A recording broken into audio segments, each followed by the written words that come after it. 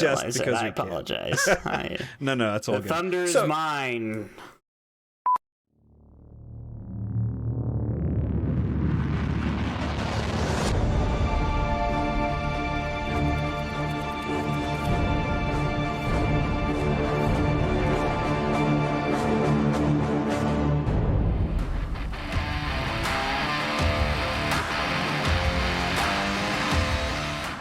Welcome to Disparate Worlds, where an irresistible force meets an immovable object. I'm Mox, and this is Sechari, and we are comparing and contrasting the worlds of Ashes of Creation and Pantheon, Rise of the Fallen, and Ashes of Creation.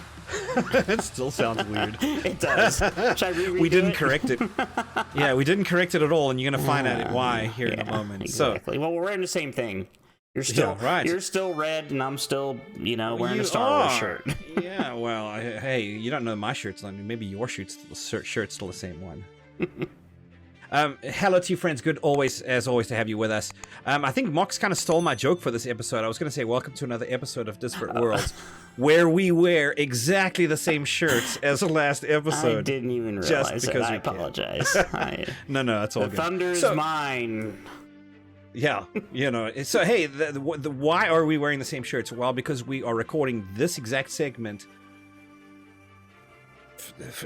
5 minutes exactly after we recorded the last intro segment. Right. Because we're setting all this up so that we can release 2 episodes. That's what we're doing here. So this is episode 2 of our 2-part interview / conversation with Chris Joppa Perkins, again, that many of you will know as a creative director, producer, and design lead at Visionary Realms. He is the guy leading the team working on the development of Pantheon, Rise of the Fallen. So always awesome to get to chat with him. And this is the releasing of the second part of our conversation that we premiered not so long ago, just a couple 3 days ago. So the topic that we covered with him was the complexities of community, of obviously social systems in MMORPGs, just how complex that is. There's a lot to it. And then, of course, how those things play out or will be playing out in Pantheon Rise of the Fallen. So stay tuned. We'll start number 2. But first, a couple of excuses / disclaimers that we mentioned last episode. I'm going to go through these real quick. First one, we mentioned last episode, we just had a conversation, right? We did not make this a stress about interrogation. Trying to have... Yeah, we didn't. Yeah, it wasn't. Too many. We asked some questions. Maybe it was a little bit of an interrogation. But he humored us. But we had a conversation, right? It was easygoing. We had a good time, but we didn't really stress out about having new, uncovered, information. It was all just stuff that we were interested in. So, but there were some important beans in there, and we want to make sure you guys get those. So that's there. Also, the nature of the way we recorded this, because we wanted this to be easy on poor Chris, was different from how we usually record. So we had Windows alerts and phones ringing and alarms and all kinds of stupid things going off. Please ignore it, is what we'll say. Right. So, all right, Mr. Mox, are you ready to start this thing? Give them an episode. So we'll start right in the middle of the thing, right in the middle of the conversation. We'll hit the ground running on this one. Pick it up, part 2. So. All right, let's do it. All right, we've been chatting a lot about groups and things like that. Let's talk about maybe a little bit larger of a community within the game, and that's guilds. So let's say that Sechari and I make a Disparate Worlds guild, and is there going to be a way for us to kind of advertise that guild to people other than just like spamming some sort of trade channel, like saying, "Hey, join our guild"? I mean, that's a very effective way to do it. It does work. That's how all of the guilds that I've ever known have been built. Oh, my favorite was just random guild invites. Yes, there's that too. Oh. Wait until you can't decline them. I've had that happen. It just has to be pending, and you never answer it because the decline button doesn't do anything. But that sounds like a lot. So I've seen games try certain things, and maybe it's to embellish on this question a little bit, right? Where they try advertise my guild screen, right? Maybe the GM of the guild can say, okay, here's a thing about my guild, and we are at least in the games we played, a PvP centered guild for in-game players, right? They've got like 2 or 3 different options that they can answer 4 or 5 questions, and that gives you like a quick questionnaire. In a snapshot, you can see what this guild is largely about, right? And we are recruiting members, and that so now they've got like a guild social page, right? That if you can just inspect the character, you can see what their guild social page is. Have you thought anything along those lines, or Totally. is it more just, hey, let this be organic and let people find each other? Well, I think honestly, the few times that I've played mobile games, there's not been many, and it's pretty short-lived usually. But they often have perks and benefits that come from joining guilds in mobile games. You can Right. access to like special guild activities, and so typically in a mobile game setting, it's me who's searching for guilds. So I have a way to, there's a guild finder, and I can go through and I can see like what level the guild is, and Okay. its name and its banner, and like how many members it has, and what. So tier I it is. ask the questions, and that queries some database, and I get here's your top 3 results, or however it may be, right? That's one way that I see us kind of expanding that Okay. the options there. It's not that guilds wouldn't still advertise, because this isn't a mobile game, and there's Right. a lot more ways and reasons to do that. But it's also allowing for guilds to have ideally more of a somewhat steady flow of applicants as well, by people being able to find them through something like a guild finder, where they can Okay. checkbox a few different criteria, or they can just have just kind of Sure. a periodically refreshing ability to refresh the list and just see what's out there. And guilds would put essentially a profile together similarly to how a character would, but then have more unique features in terms of what they can list, what accomplishments they've done, what tier of Okay. content they're on, things like that, what they're looking for specifically. And that would be another mechanism to help guilds form. Yeah. Right. Would that be in game, or would that be like maybe through the website? Kind That of would be an in-game feature. in-game feature. Okay. Cool. That's good, because I can imagine, right? Because you've got the data has to be stored somewhere, right? So like wherever you have that front end where people can actually do that. I would hate to see what happened kind of in, just New World, where after server merges, you've got like the list of guilds that are out there. As people have become inactive, now it's an inactive guild. Nobody's running the thing, right? But it still stays on that list. I think I see ways for that to become muddy in a hurry, is what I'm saying, right? So you got to. There's I not think a way to label it as such. I mean, I think there Yeah. should be, a way after a certain period of time where there's literally been zero activity in a guild for 30 days, 60 days, whatever it may be, where there's been no Nothing. member that's Yeah. logged on, no activity at all. Then there should be a way to mark that or label that in that finder as this is an inactive guild. right, and then it stops showing up in search results, because you want the active stuff, Or you can at for least sure. filter it out. Yeah. Yeah. Yeah, makes sense. Do you have a rough idea, like what you anticipate for guild size? Because again, going back to New World, we experienced this where they had a very restricted guild size, but then what you'd have is these groups of people that would just band 3 guilds together. So yeah, what are you looking at as far as guild size? Honestly, we don't really have a planned cap on that right now. Okay. Not that we won't have one, but Right. we're just. Is it there's- work Is on it because there are too many variables right now to actually make a calculated guess? Well, it's partly that. Ultimately, it's just we do things very sequentially, and so even though we want typically to have everything accounted for before we get rolling on something like a population limit is not going to be so much of a limitation that we have, like a technical limitation. It's going to be more of a decision based on certain parameters that we don't have as clearly in view right now as we would want Okay. before saying like it's going to be this much, no more. Yeah. So do I think that there will be a cap? Yes. Do I know what that is? I don't know. Right. But I know that there's always going to be an argument for the number to be larger, and what we end up doing there. I mean, I'm not even going to say any more about it. 'Cause Yeah, it's a Okay, challenging fair enough. question, right? Because on one hand, you have server and resource capabilities. What can you support, right? So there's that aspect. Which they don't even have determined yet. Right, absolutely. And then I think, on the other aspect, you have design, right? I know you've done a lot of work in the design, like, hey, here's what we're going to put together, a lot of those conversations, many of them still to be had, but I think our question pertained more to, have you put any thought into it and design into it? Hey, what would be the ideal if we can support it, right? But understanding that, yeah, it's a very complicated thing. There's a lot of factors that would determine that you need to have in place that makes something make sense first, right? So it emerges, I think, ultimately as you go, if at all, right?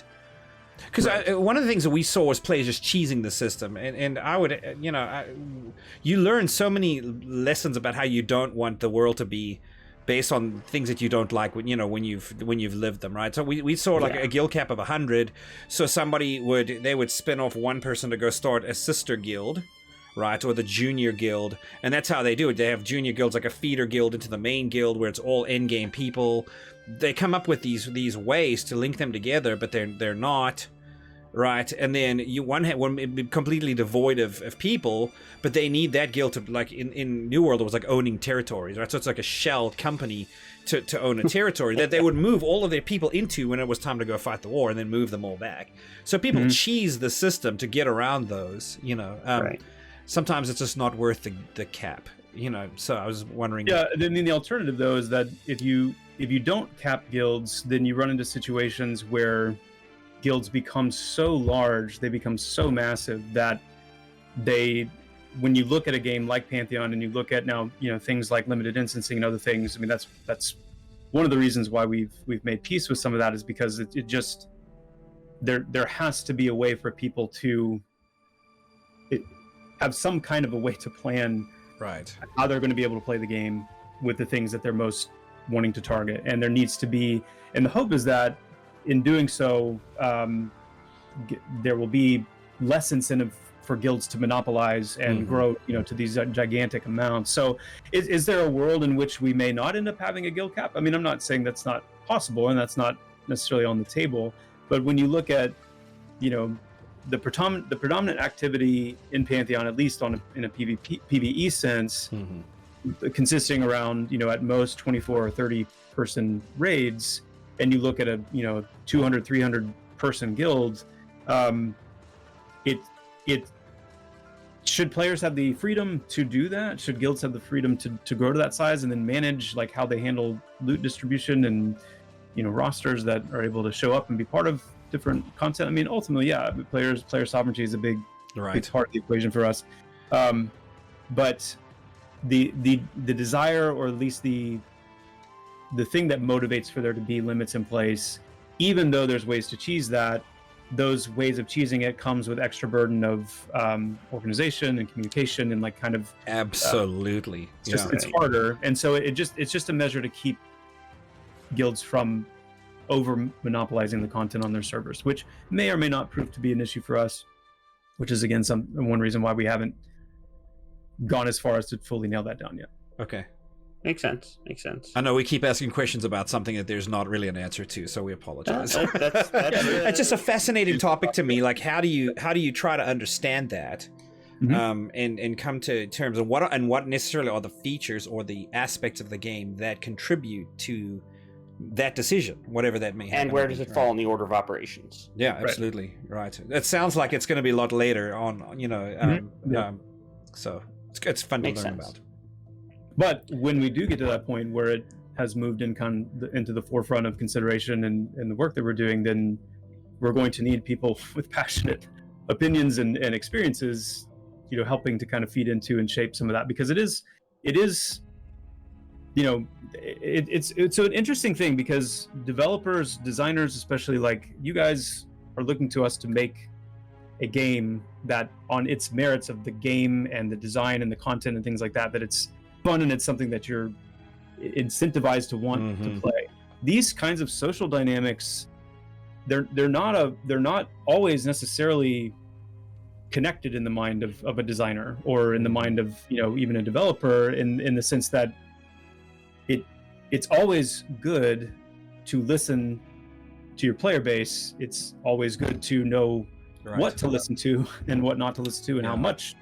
But this is one of those areas where it's really important that the lived experience of the players can help inform how these social constructs and how these constraints and systems that we're giving them the power to organize themselves into, that we need to make sure that the lived experience is actually resonating. So Because here's where this starts to make sense to me, right? Just to say it in a sentence, you're not just building a game, you're not just building a world, you're building a social network. Mm-hmm. Right? I mean, and think of like Facebook and Twitter are their own huge entities, and that's all it is just people talking to each other. And that now superimposed on top of a world where people are having to cooperate to get things done within that world. That's how complex this is, you know. So hats off for that sense. Yeah. We talked a little bit earlier about using chat to like advertise for guilds and things like that, and for groups. Pantheon's going to be a mostly a zoneless world. You mentioned that there will be some instancing, but it's going to be limited. What's going to be the limitation of like general chat, like in the world? It's if I say something in general chat, I'm in Thronefest. Is it going to be heard throughout the entire world? No. So okay. Pantheon will be a zoneless overworld game. So okay. Running from Thronefast to Avenger's Pass to Silent Plains, I'm going to seamlessly move through the world. Through those, right. But the programmatical notion of zones will remain. So okay. Oh, okay. Yes, in terms of chat. In terms of chat. Okay. Okay. That's cool. Yeah, it'll know that I'm in Thronefast. It'll know that I'm in Avenger's Pass. It'll know what chat channels should be assigned to me, therefore, and that's also important for things like searching for players and, knowing where they are.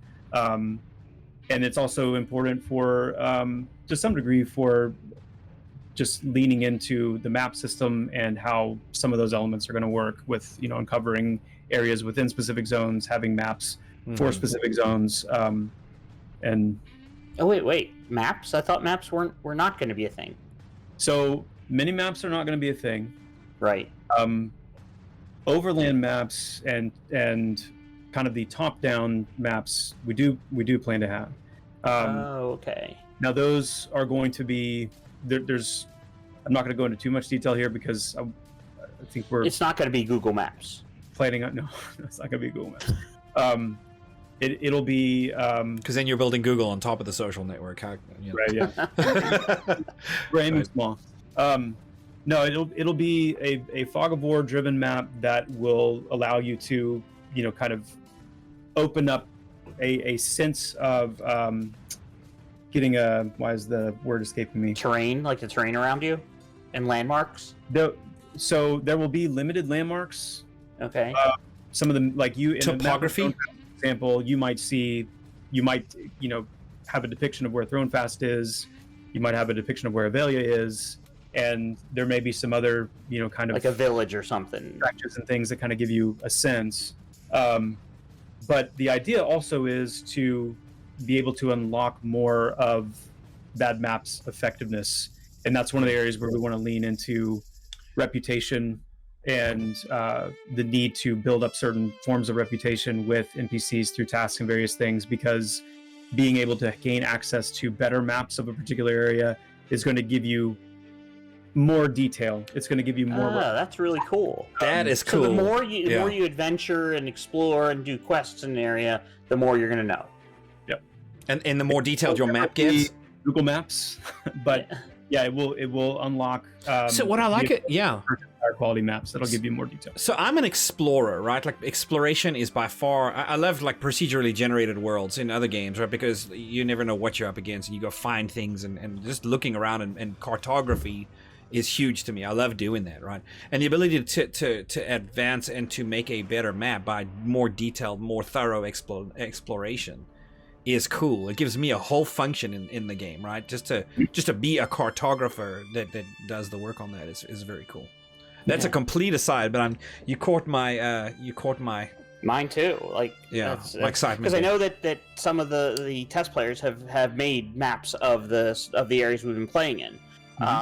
And that is very reminiscent of EverQuest, because I remember having a whole binder of all the maps that were hand drawn. They were hand drawn by other players, and it was amazing. It was a really neat thing. But I like the idea of exploration giving you access to better information and more detail and things like that. That's awesome. So what about voice chat? We kind of you alluded to it earlier about players getting into voice chat with others. Is Pantheon going to embrace like what seems to now be a standard feature in games these days of having like voice chat within the immediate area where you're at, or are you just going to rely on third-party stuff to cut down on the development and support? Well, there's some pretty robust third-party solutions that we're actually currently looking at. Those. Yeah, and some are we're using. But yeah, I mean, I guess the fundamental difference is: do we plan to support our own in-game voice chat of an opt-in kind of chat room type voice chat situation, or do we plan to have proximity chat? I'm a huge fan of proximity chat, but I like proximity chat in the context of where I've experienced them before, in games like Tarkov and games like Dark and Darker, games where it's less frenetic, as I would imagine MMO could be. Yeah. So the question is more: is it appropriate for like MMO? Yeah, I'm not sure that it is. Okay. But whether or not we're going to put time and resource into kind of an in-game voice chat solution as opposed to players just utilizing something like a Discord, or if Ventrilo or TeamSpeak are still alive and kicking. Right. Has anybody used those recently? I don't know. Yeah, no sure. Kidding. But I can't answer that just yet, because we need to we still need to unpack. Right now we're focused on our chat-based solutions and working on making sure that cross zone, even though it's zoneless in experience, that cross zone architecture is there for communicating cross zone and communicating to people across the world. We're in the process of finalizing that, and then there will be a point a little further down the road where we'll tackle the voice chat thing and make a firm decision there. Right. I imagine you all have your hands full at this point to decide on, because there are other alternatives. It could always be something added later. I mean, it's not an integral, crucial feature that we have supported right out of the gate. Makes sense. And especially when you have your hands full already with trying the designs that matter. It's probably a very low priority thing, I would imagine, right, compared to what all else you are trying to tackle at this point. So yep. Yeah. All right, now one of our favorite topics now, which is toxic chat, because Sechari and I came from SWTOR, which sadly devolved into just like needing to turn off general chat because it just was not tolerable to listen to the hate that was spewed in there, and just the nonsense and people asking questions and getting ridiculed and things like that. So you guys have promoted or moved Kilson into he got the title of Conduct and Security Manager. So to me, that says, hey, there's somebody that you have empowered to handle this stuff. What exactly does that title, mean in game? And then what resources will he have, if any, in game to facilitate that? I think on one hand, it would be good to give Kilson the opportunity to talk a little bit to these things himself and kind of share more of his mission and whatnot. All right, let's call him up. So that's a question that's worth asking. Just kind of so does he have his own like purview and an authority to kind of come up with that and design that at this point and spin that up, or is it something that you all are working on as a team where it's a big group decision and then he just executes what the team figures out? Well, anything that is ultimately going to land on a corporate level like that, where these are corporate level standards and things that we're aware of on a corporate level because of the potential legalities of certain things and whatnot. That's something that no one person just has carte blanche purview. But or I guess a clearer way to say it is, Kilson is working to develop and essentially pitch certain plans and ideas on how to handle certain things, what regulations and what procedures then we take that and in more of a corporate setting vet those things, and there would be final decisions made on that level. Some of that we've already been able to do. Some of those things we've already been able to talk through, work through.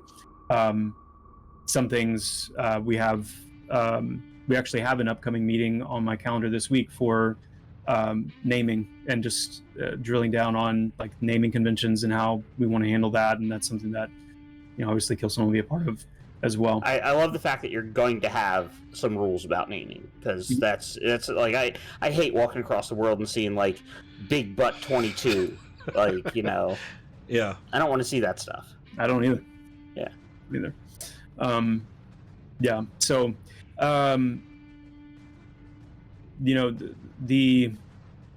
there's also some things that I'm not quite at liberty to talk about yet in terms of some of the means with which we'll be able to monitor things. Yeah, of course. Yeah, never divulge that, right? Like, because the more I agree. that people know how you're doing stuff, the more they can skirt it. Yeah, exactly.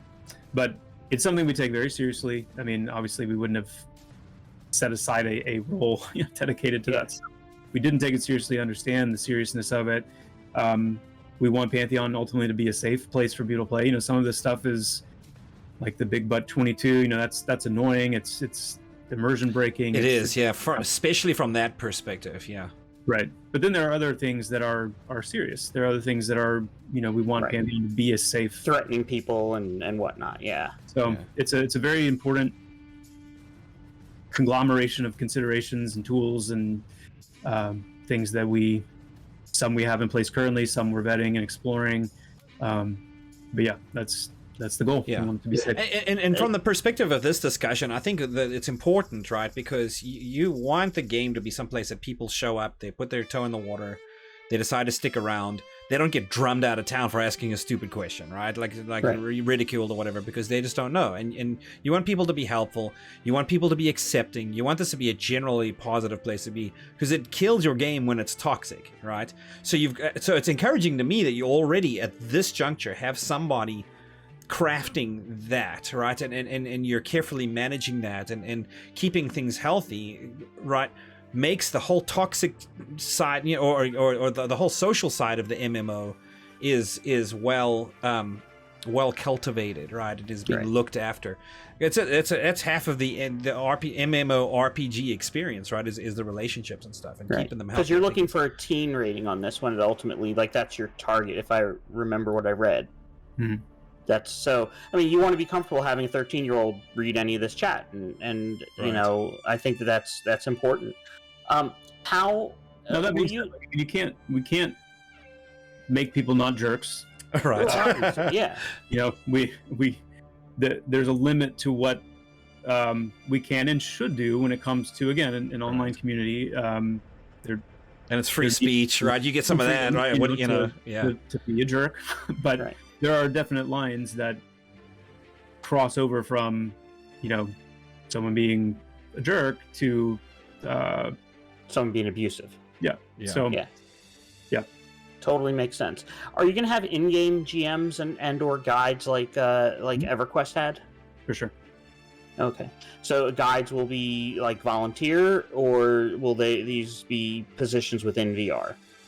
It'll be a combination of both. There will be usually a staffed position that would be a GM manage. That would be a GM that would manage the different guides, and perhaps even a staffed kind of master guide that would be a part of that as well. But we already have a couple of team members that were guides themselves on EQ, on Vanguard, that were pretty, know that world, yeah.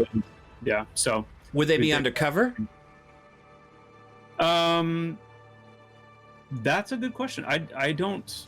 So nobody knows who they are. So suddenly you get banned one day because you've been spewing terrible things in chat, and you don't know who it was.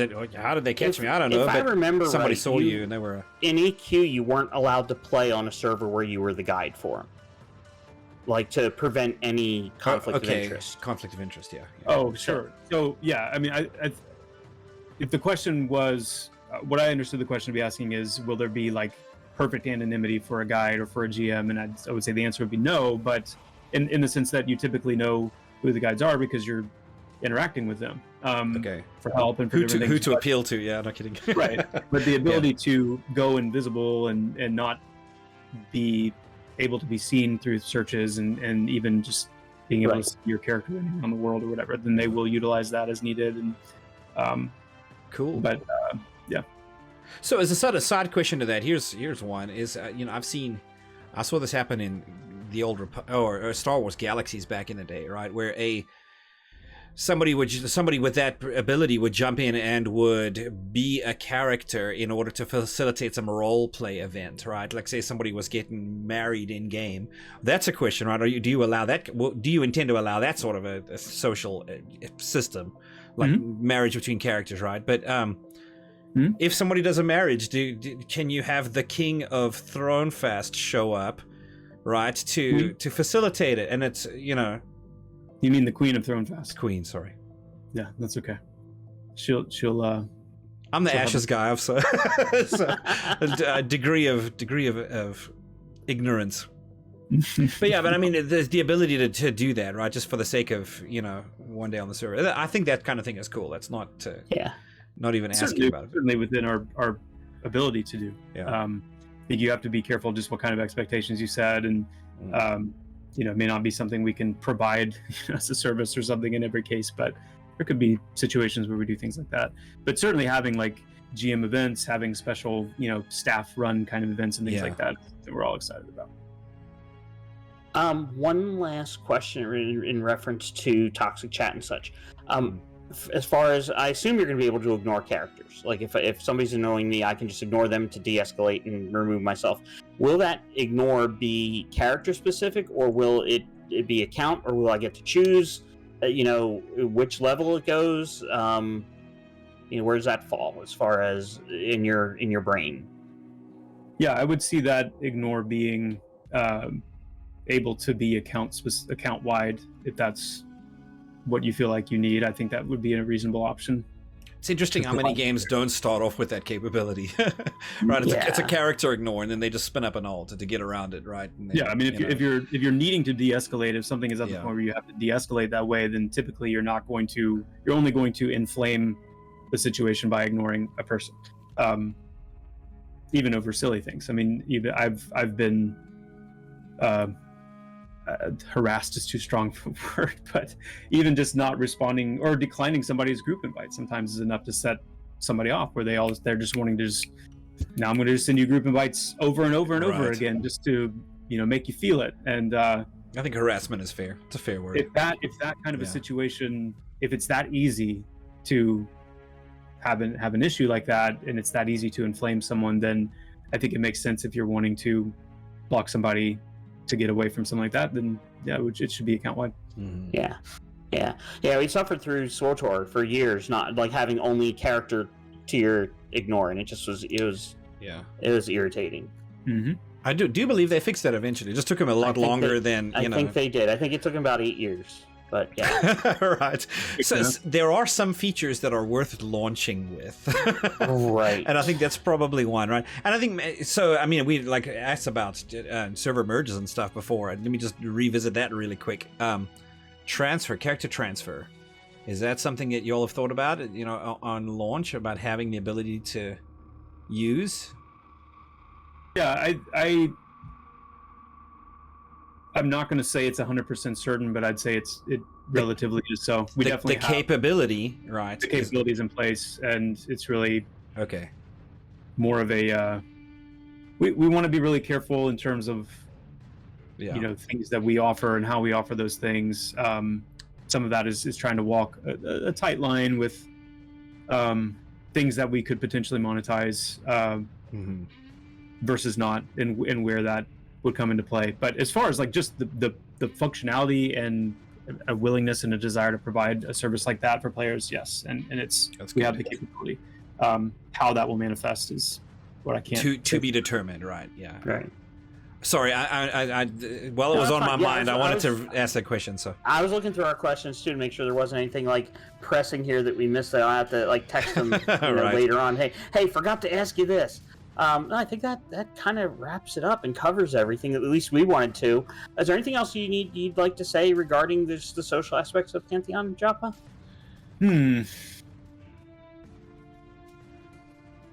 Come for the social aspects, stay to kill the dragon.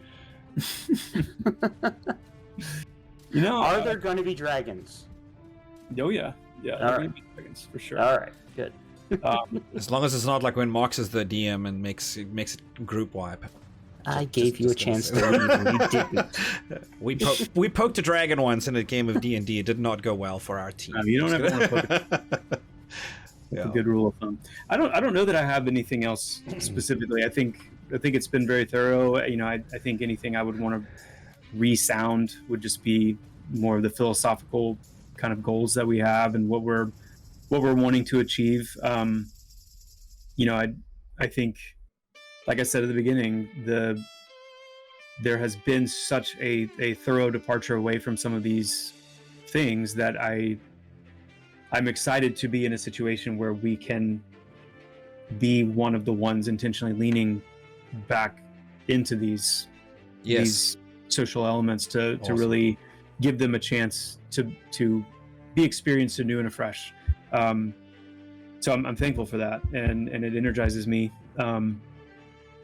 But I think you guys asked fantastic questions. I mean, I think it was a great survey and overview of a lot of the details and specifics that go behind a statement like that.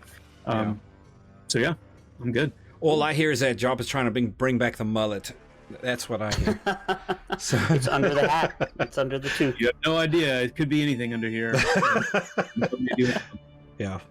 By the way, one totally off-topic question: how are you still composing the music for Pantheon, or is that something you're still heavily involved in? I am not. I am not. You handed that off? I have not handed it off yet. There has not been one to hand it off to. Okay. Yet. All right. I'm a little like a dragon on a treasure's to handing off that specifically. Not that bad, but no.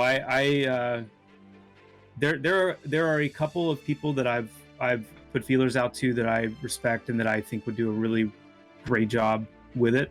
But it's a timing thing because audio wise in general, we're on the verge of making a pretty big move with our audio engine and partnering with a team who does stellar work, a lot of AAA work, and there's a lot of engine level things that are coming down the pike for us audio wise, and cool. So there's a little bit of kind of some chess going on in terms of timing. Mm-hmm. Okay.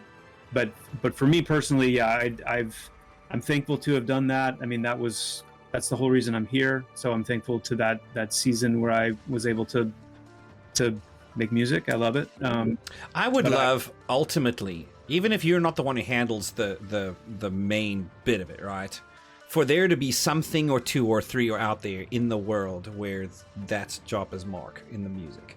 I would love to see that. Don't go away, because because I mean I've listened to your music copiously, right, in backing tracks and stuff that we've used even for our own material, and it's I love it, so fantastic. I would hate to lose that, so thank you guys. I appreciate that. Yeah, I will find, I definitely will, and want to find a couple of places to poke a few things in there. So I appreciate Excellent. that. All right. Cool. Well, thanks for stopping by, Joppa. We really appreciate it. Oh yeah. Thank you both so much. This was a lot of fun. You guys are great. Thanks. Great. Thanks. Okay, so there you have it. Thank you again to Joppa for joining us and for humoring us and for hanging out with us for an hour and a half, right in the middle of the week. I know that's a lot. They got a lot going on, so to make time to hang out with us and answer a lot of our pretty tough questions. Yeah.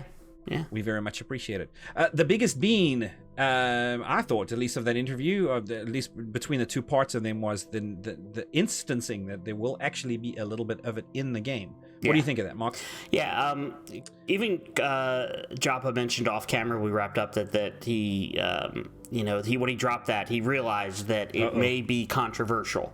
That they have long since said that it's an open world, and he wanted us to make sure that we stressed that it still is going to be open world dungeons, just with some potential for like final bosses and things of that nature to be instanced, just to simply help with the whole idea of one group constantly camping a final boss or thing of that nature. But it's going to be something you need to work for. It's not just going to be simply you run through to a point and you load into a zone. You're going to have to go find a clue over here, and then the clue might lead you to a key that will open the door that will lead you and your group to the final boss. So that's the kind of thing that is going to be really cool. The other thing that he mentioned in the first episode, where he talked about backfilling groups, like where there's going to be safe zones, and I thought that was kind of an interesting, and I hadn't necessarily understood that before. If it had been released before, I didn't really understand that there's going to be safe places and places where you can unlock a shortcut down to a deeper part of a dungeon to fill if necessary. But again, it's going to be something you're going to have to work for. It's not just going to be handed to you, and that's the important thing here with Pantheon, is that they want challenge, not just for challenge sake, but for the sake of it feeling like an accomplishment. Right. Speaking of that, one of the aspects of that was the having to tour the world in order to get where you're going, right? And it's not supposed to be an easy journey. That is directly in the face of, can I go play with my friends when we both roll new characters of different races? Right.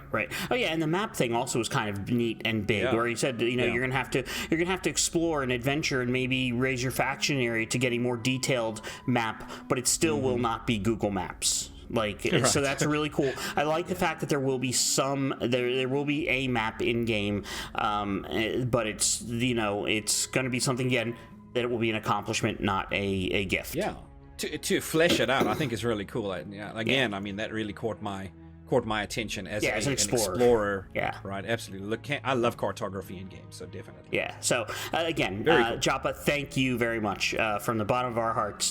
We appreciate you giving us your time, and we can't thank you enough. Yes, we will milk this for repeat content as much as possible. As much as possible. So, all right. Make sure you check us out on Facebook.com/Disparate Worlds, on Twitter @Disparate Worlds, and our website, disparateworlds.org, and our Patreon, which is patreon.com/Disparate Worlds. In addition, on our website and in the description below is a link to our Discord. Please join us there and tell us how poorly we did on this interview and all the opportunities that we missed. Right, absolutely. I don't doubt people will have feedback. And hey, maybe some of it will be useful. You never know. Yes. So we'll look it's the internet. Something's bound to be useful, right? Yeah, hopefully. Yeah, no kidding. That said, let's close this thing out. That'll be it for us this episode. Friends, thank you again for watching as always. We'd love to hear from you. Definitely drop a comment below. Join us in the Discord. Let's have a conversation about this. I'm sure there's plenty to discuss, when we would love to discuss it with you. So subscribe, hit the notification bell again. That way you don't miss upcoming content. We would love for you to follow us in our journey as we dig deeper into these things. So take care of yourselves. Remember always to be immovable in your principles and irresistible in your passion.